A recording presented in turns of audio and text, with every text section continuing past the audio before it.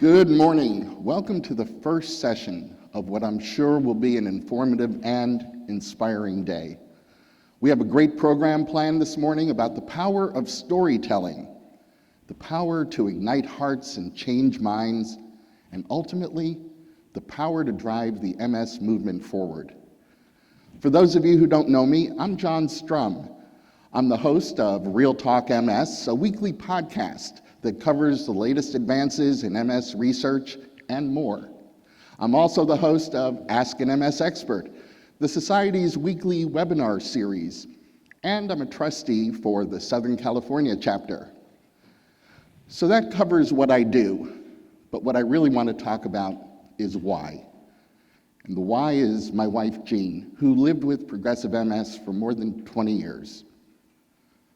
On a pretty typical morning in February 1997, I was having coffee with Jean, and as she held her coffee cup, I pointed out a slight tremor in her pinky finger. She told me she hadn't noticed the tremor before, and when it didn't stop, she said she'd have it checked out. 6 weeks later, she was diagnosed with secondary progressive MS. At the time of her diagnosis, Jean led an active lifestyle. She was up at 4 every morning to get in a 40-mile bike ride. Unfortunately, her symptoms progressed very quickly. That tiny tremor soon spread to both hands, arms, and her head, making it impossible for Jean to feed herself, dress herself, or brush her hair. Within a couple of years, she was using a wheelchair, and just a few years later, she was quadriplegic. Over the years, I watched Jean demonstrate more strength and courage than I could ever find. She passed away on February 19th, 2020. I do what I do in the hopes that other families won't have to experience everything that Jean and I have. And that's why we're all here, because we want to see the day when the world is finally free of MS. Storytelling is an important tool in that effort, and it's central to the work that I do on my podcast. People can't walk around with a head full of facts and statistics. Storytelling helps connect on a human level. When I meet people for the first time, it's the stories about my wife and our MS journey that they often mention made a real impact on them. That's what I call the secret handshake of the MS community. When we hear each other's stories, we realize that we have so much in common. Through storytelling, we make those connections. Oh, you get it. You know what I'm going through.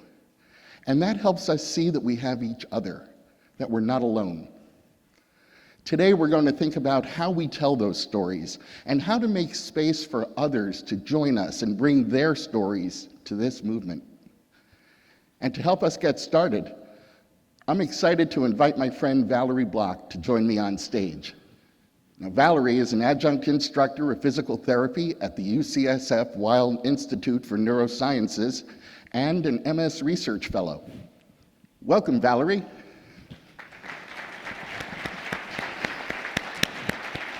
Thank you, John. I'm really excited to be here, and thank you for sharing that story about Jean. It really touched me. Thank you, Valerie. That means a lot. And thank you for being here to help us out today. I was hoping you could start us off by explaining a little bit about your research. Sure, John. I'd be happy to. So my research harnesses cutting-edge technology to better understand and respond to neurological disease progression. I have a lot of experience with monitoring walking, and now I'm turning my attention to bladder dysfunction. So in terms of ambulatory monitoring, previously, we used Fitbits in people with MS for a year. 95 participants were recruited and a median baseline EDSS of 4.0 with a range of 0 to 6.5. At 1 year, 79 participants completed follow-up. There was an 83% retention.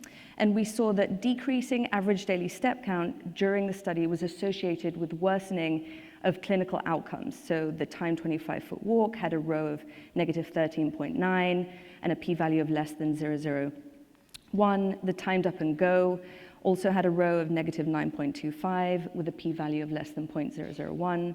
And then looking at patient-reported outcomes, we saw that the MSWS-12 had a row of negative 17.96, with also a statistically significant p-value of less than 0.001. Participants at baseline who had an average daily step count of below our cohort median of around 4,700 steps had a higher odds of clinically meaningful worsening when measured by the EDSS at 1 year. And this was adjusting for sex, age, and disease duration. So the odds ratio was 4.1 with a confidence interval, 95 confidence interval of 1.77 to 13.78, and a significant p-value of 0.03.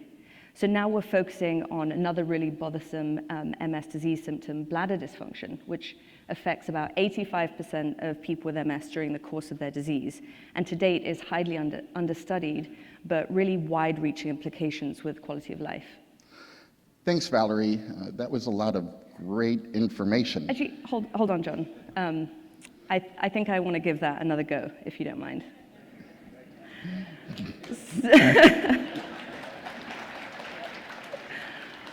So during our Fitbit study, one of our participants came in for their year evaluation, and his step count had really decreased over the year.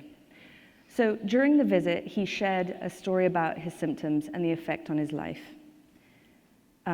His daughter had gotten married over the summer, and he couldn't attend because he was worried about his urinary incontinence. He was worried that he would leak and smell and didn't want to embarrass his daughter or himself. And he'd never mentioned this to his neurologist because it hadn't come up in any of the visits. So while the decrease in step count could have been attributed to the decline in walking function, it was actually his bladder symptoms. Wow. That's really touching to hear how your work directly impacts people. And those were two very different ways to talk about your research. One was definitely more memorable for me. I'm curious about what the rest of you think. Let's take an informal applause poll, shall we? If you remember Valerie's first explanation better, show us with your applause. Anyone? Anyone? Okay, that was pretty good.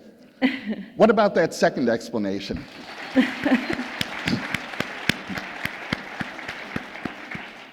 I agree.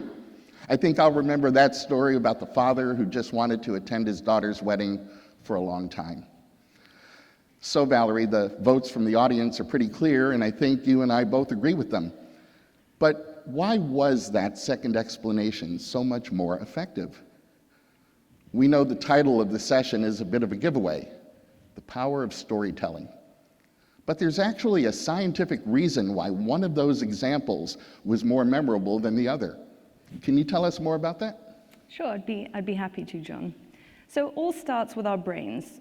When it comes to decision making, our brains have two sides. The neocortex, which is the home of logic in our brain, and it allows us to compute and understand facts and figures, but it doesn't process feelings. The limbic side of the brain is where emotional processing resides. It's where we express emotions and store emotional memories. So John, have you ever noticed that certain songs bring up memories of times you were listening to it, or how a familiar smell can cause you to feel emotion because of the memory attached to it? Absolutely. Every time I hear the progressive rock band Yes play Roundabout, it takes me right back to my college dorm room. That song was part of the soundtrack of my college experience. Exactly. And often those experiences are not just about remembering, but feeling those emotions as if they were fresh and new again. So the limbic system is part of our brain that builds connections with others, and we need that connection to survive. I think that's something a lot of us experienced in the early days of lockdown, just how much we missed the connection with others that we were used to, and it turns out that we depend on. And incidentally, the limbic system is also the part of our brain that controls decision making. That's really interesting. So when we're telling a story and appealing to emotions to support our facts, we're able to speak the same language as the decision-making part of people's brains. And that's why it's so much easier to remember stories that ping the limbic, so to speak. That's exactly right. That's a great way to summarize the brain science into an understandable and memorable way. It's almost as if you have some experience doing that on your weekly podcast. I sure do. Thanks for noticing and for listening. And thanks again for sharing your expertise with us this morning and for everything you do to make the lives of people with MS better. Thank you so much for having me.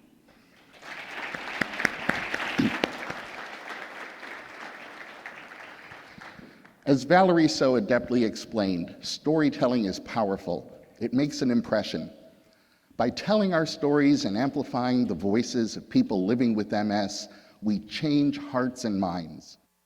One great example of the power of stories to ping the limbic and make an impression is our new My MS Moment awareness campaign. Check it out. My journey to reaching this MS diagnosis was confusing, very frustrating, and it took a very long time.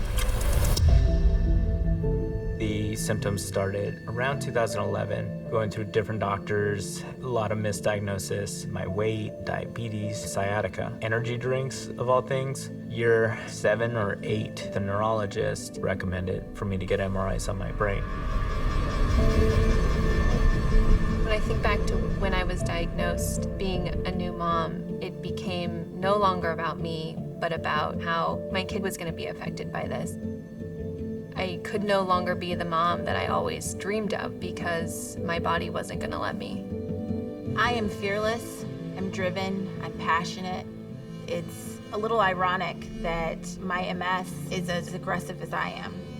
In the beginning, I had relapsing remitting MS. Now it's primary progressive MS. It's not something you can sleep off. The next day you wake up, it's still there. The MRI came back with finding lesions on my brain. I immediately started Googling every question known to man. What is MS? Is there a cure for MS? Will I go blind? Will I be able to? Does it affect your memory? Does it change your personality? Black and white answers, downward spiral of what my life was going to become. I picture myself just being in this place and everything being out of reach. The MS is getting worse. The anxiety is getting harder to deal with, and I'm still just stuck in this little body. It's comparable to a house where the plumbing would stop working. The lights blink and everything's crooked. The yard would be very overgrown. Things aren't working as they should. I struggle with tremors, double vision, brain fog, and chronic pain. It's this stabbing feeling of these jagged edges just coursing through your entire body. One morning, I woke up, tried to move my leg, it wouldn't move. My thoughts were, is this going to be for the rest of my life? That the inevitable was finally happening to me. And then my leg started to tingle. I'd never been more grateful to be in pain again.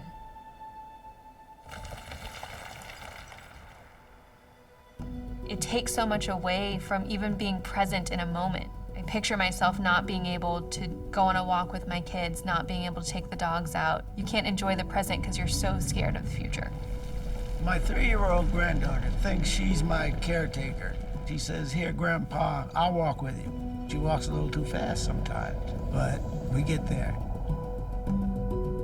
When you're left on your own to find answers for something that nobody could really give you answers on, it's very overwhelming. That went on for a good period of time until I was able to sit with my MS specialist to get those resources that I should have been getting all along. I'm so hard on myself and my new normal. We just have to remind ourselves that we are warriors. Talking with others, resources and support groups, I found that to be tremendously helpful. They help you kind of keep all the pieces together, even if you can't do it yourself. If my grandkids never have to go through this, that would be a godsend. When you hear about a cure, it brings that hope back. If no one would have to ever experience this, it would just change the world. A cure would mean to my kids that they get their mom back. I could be the biggest one in the room. And people would be saying, "Hey, remember MS? You don't know what that is? Then Google it. Until then, don't stop doing what you normally do. I have MS. MS doesn't have me.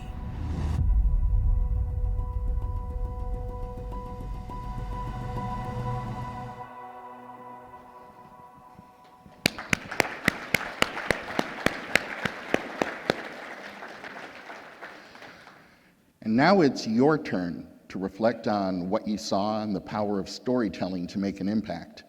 We're going to take about 15 minutes in our table groups to discuss at your tables what is your usual approach to talking about the MS movement. Maybe you're trying to get someone to make a donation, join your team, or sign up as a volunteer.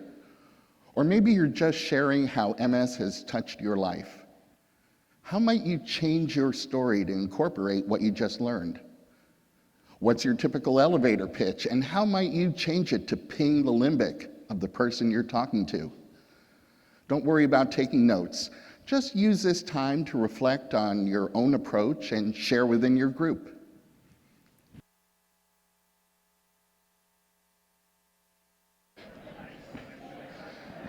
Well, welcome back.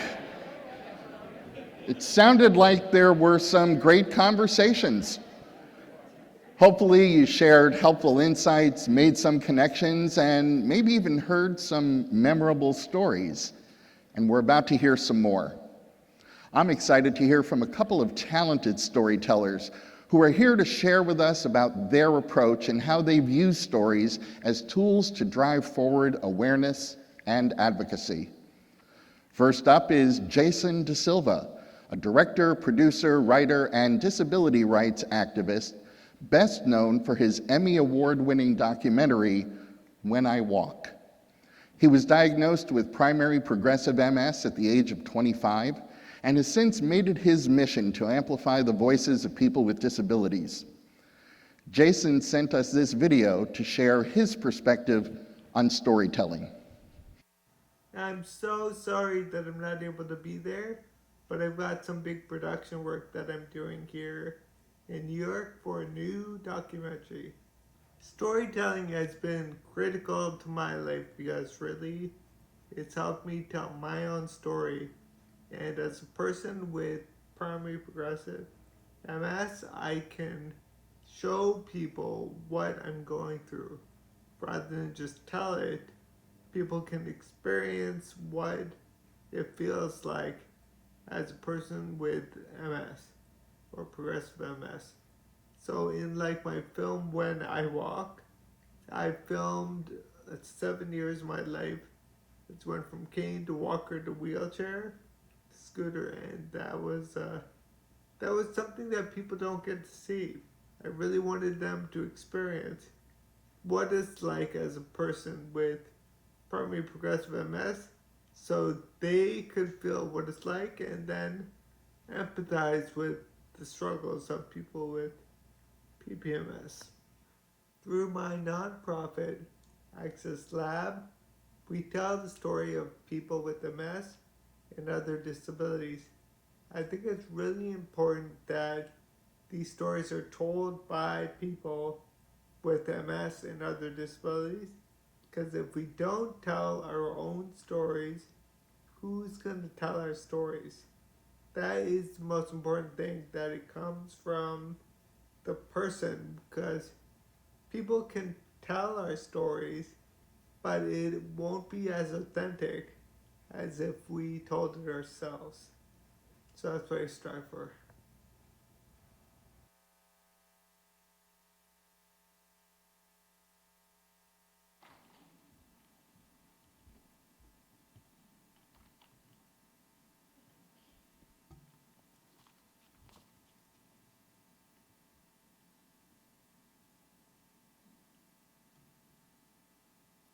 Somebody, anybody, sing a black girl's song.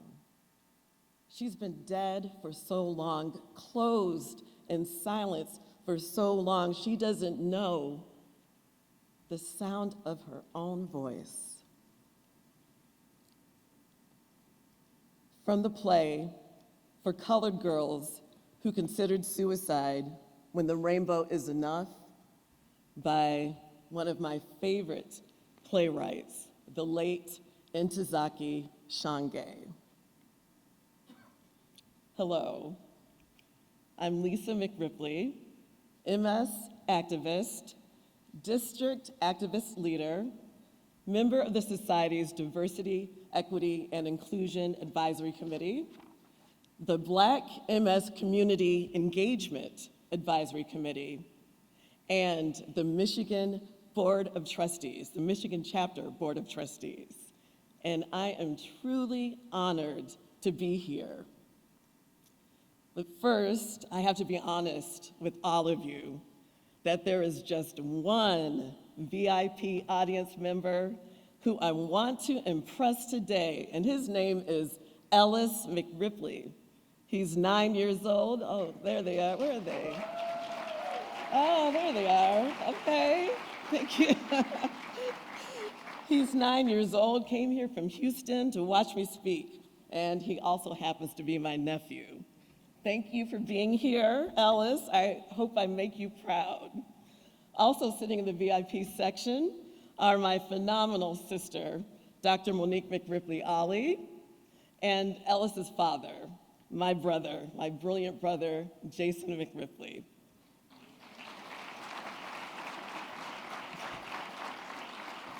I love you all. So more on my family.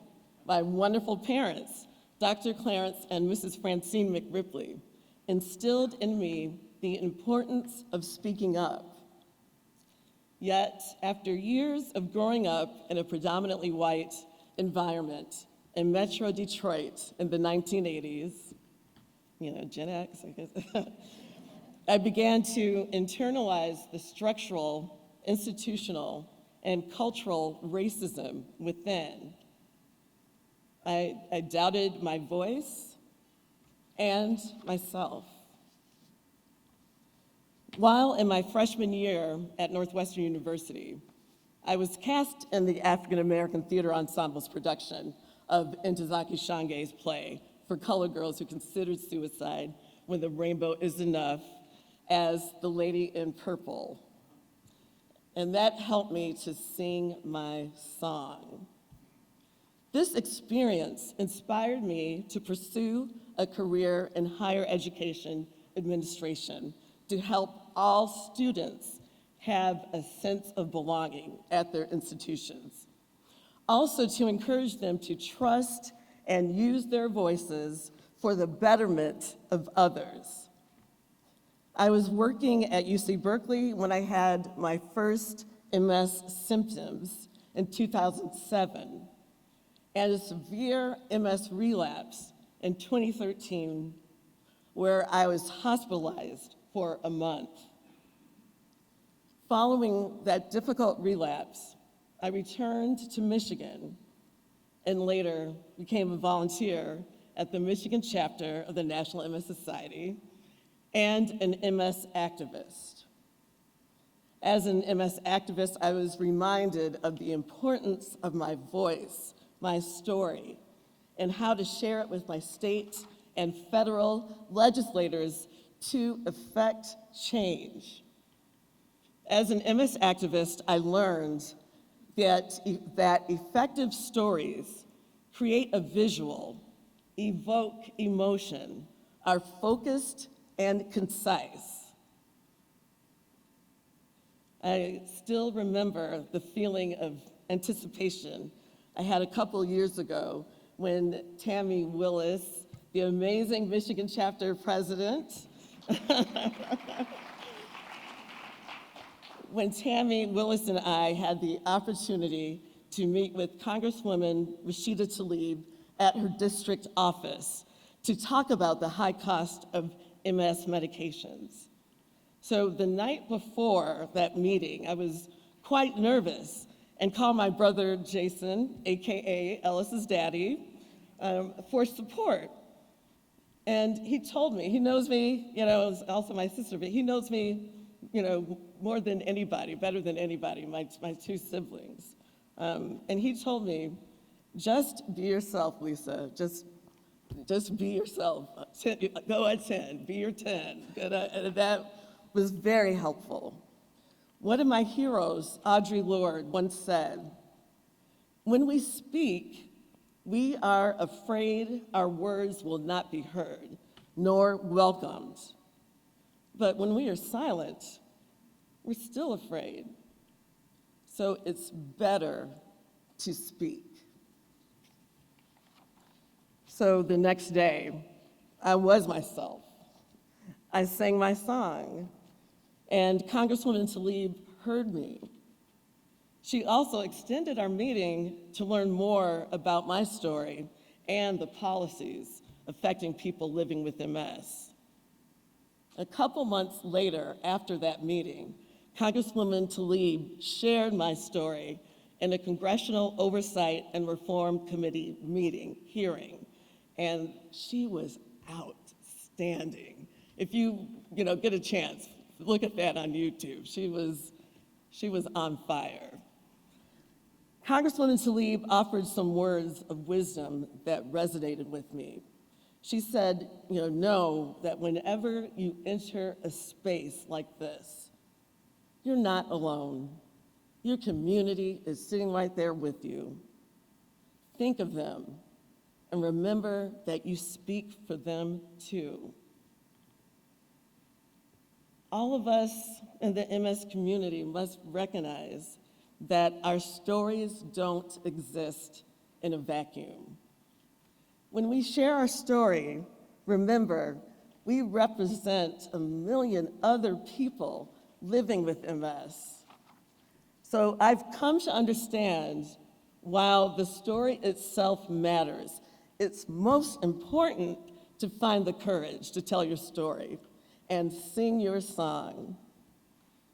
So my forever First Lady, Michelle Obama, who unfortunately lost her father, Mr. Fraser Robinson, to MS, wrote in her powerful book, Becoming, "There's power in allowing yourself to be known and heard, in owning your unique story and using your authentic voice. And there's grace in being willing to know and hear others." So in closing, I will paraphrase Ntozake Shange's For Colored Girls, who have considered suicide when the rainbow is enough. And this is for people of all backgrounds in orange, of the MS movement, moving to the ends of their own rainbows to a cure. Thank you, Lisa.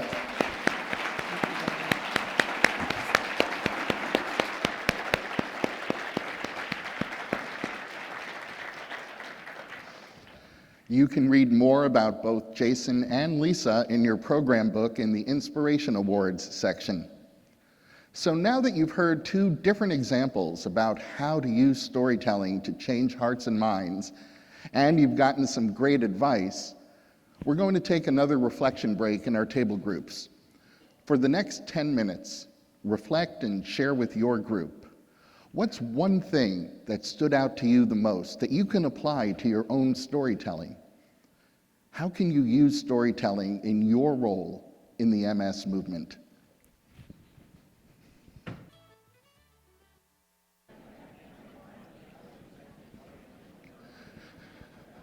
Welcome back. I hope you've been able to process together and share some insights that you can take home with you. We heard from Lisa earlier about how when we tell one story, we're representing the stories of other people who didn't get that opportunity. And so telling your own story is important. But what's also incredibly important to grow our movement and fulfill our vision of a world free of MS is to make space and invite others to tell their stories. And we know that there are many people in the MS movement who haven't had the opportunity to share their stories or who don't always feel welcome to do so. It's our responsibility as leaders in this movement to make sure everyone's story can be heard. Representing all the faces and voices of our movement makes us stronger, and we're uniquely positioned to make sure that happens. Let's hear from some people living with MS about why representation is so important to them. Representation through the society, to me, is extremely important. When you get that diagnosis of MS, you're gonna go on social media, you're gonna go online and put that word in, and the National MS Society is gonna come up. But when you click on that link and you only see a white woman or a white man, you're gonna feel like maybe you were misdiagnosed. You're gonna feel like something's not right. It's a problem because, most of the time you see MS. I mean, it's from most publications, you really see it in a certain manner because more women have it, more white women have it. But when you start seeing younger black men have it, which is a lower, statistic, but it needs to be marketed because a lot of younger black men are continually getting it. So when you're coming up in a disease and you don't see yourself in any of those people that are marketed, it's very hard to associate yourself. My doctors would always say, go on the website. I don't want to go on the website. They would give me, publications and I don't want to look at that. You know why? Because I don't align with that and it doesn't make sense to me. And because I don't align with it, I feel even more secluded. I feel even more confused.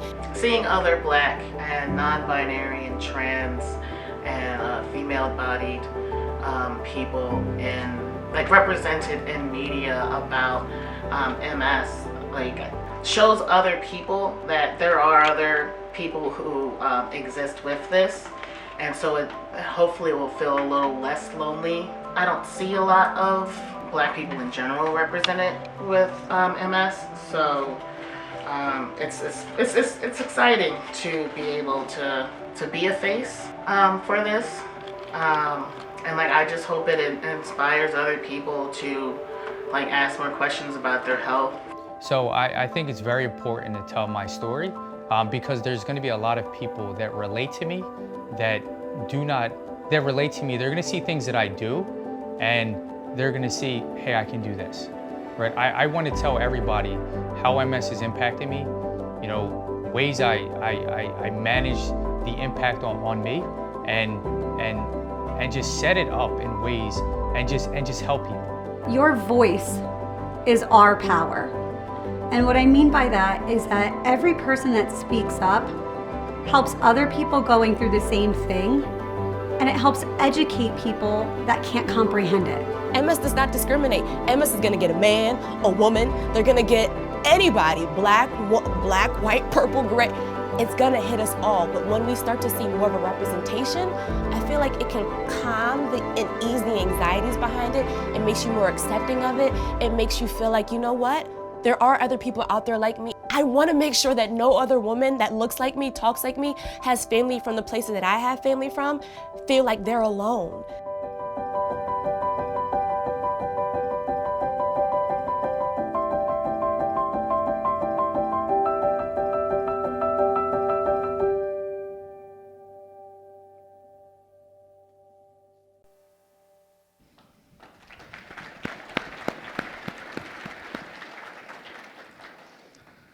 We are a movement by and for everyone affected by MS. And we still have work to do to make sure everyone affected by MS can see themselves and bring their whole selves to our movement. But how do we reach others and encourage them to tell their story? As many of us know, storytelling as a concept can feel inaccessible and intimidating. But our culture is built on stories. And so when we're not thinking too hard about it, storytelling actually comes naturally to most of us. We use storytelling in our day-to-day lives. When we're asked, how was your weekend? How was your flight? It's natural to answer with a story. It's all about asking the right questions.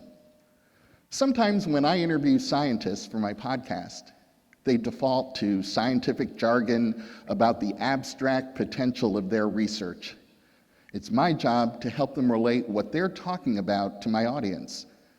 To do that, I ask the kinds of questions that bring out the story, the ones that require a story in the answer. What will this mean for a person living with MS? How will this change their day-to-day? Every week, I make encouraging science accessible to the people who are going to be most affected by it, by getting to the story. And this is a tactic that you can use too. Just like a researcher is going to talk about the science within their comfort zone, we sometimes have that same type of struggle when asked to explain the work of the society. At the beginning of this session, we talked about elevator pitches, that quick 30-second to 1-minute rundown of what the society does. And when most people think of an elevator pitch, they think, this is what I'm supposed to say, and run through a set of bullet points in their head. But it needs to be a conversation, not a monologue. To me, the recipe for ensuring others have the opportunity to share their authentic stories is asking the right questions. What do you think about when you think about the society? How has your life changed? What does a society mean to you? Find that common ground and create an opportunity for them to engage. Invite them with a question, and then the most important part, listen. When you ask the right questions, you can focus on connection, not perfection. After this session, you'll head to the Power of Storytelling follow-on breakout sessions. Just pick a room to attend. The workshop will help you focus on telling stories to share the powerful work and impact of the society, and also provide you the opportunity to practice sharing the stories of others to inspire people to action, just like Valerie did so well at the beginning of this session. After that, we'll see you back in this room at noon for lunch and an informative session that brings the theme of our conference to life. A cure is everything. Thanks, everyone.